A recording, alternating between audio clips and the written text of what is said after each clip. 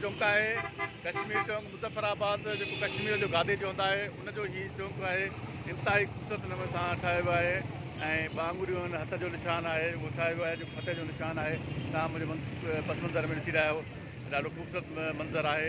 हिन पासे ॿिए पासे दरगाह सुहेली सरकार है ऐं इंतहाई ख़ूबसूरत मंज़र आहिनि मुज़फ़राबाद जा।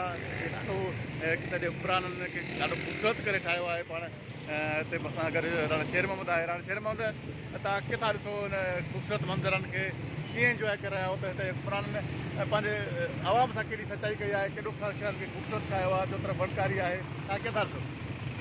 मां सम्झां थो त ही वाक़ई ख़ूबसूरत मंज़र आहिनि ऐं कुदरती तौर ते हितां जा ही जेके मंज़र नज़र आहिनि, पर इंतिज़ामिया कुझु हद ताईं उनखे सिर्फ़ु संभालियो आहे ऐं ही कुदरती मंज़र आहिनि। जीअं असां उर्दू में चवंदा आहियूं त कश्मीर जे बारे में इंडिया जे मुखातिब थी चवंदा आहियूं त जन्नत नज़ीर आहे असांजी कश्मीर ऐं इहा काफ़रनि जे लाइ न ठही आहे, जन्नत सिर्फ़ु मुस्लमाननि लाइ ठही आहे। त इहा कश्मीर जेका आहे बिल्कुलु नज़र इहो ई अचे पियो त सावक ई सावक आहे, ख़ूबसूरत मंज़रनि ऐं जन्नत जो ॾेख जेको आहे इहा ॾेई रही आहे।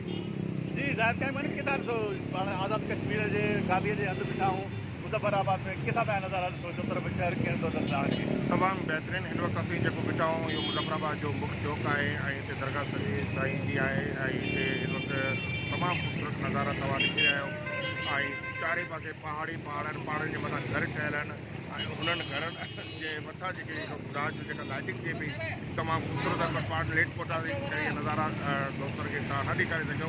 पर हिन वक़्तु जेको असां बीठा आहियूं मुज़फ़राबाद जेको आज़ाद कश्मीर जो गादी वारो शहर आहे, जेको ॿुधोसीं सो ॾिठोसीं ऐं तमामु बहितरीनु ख़ूबसूरती लुक आहे हितां जो।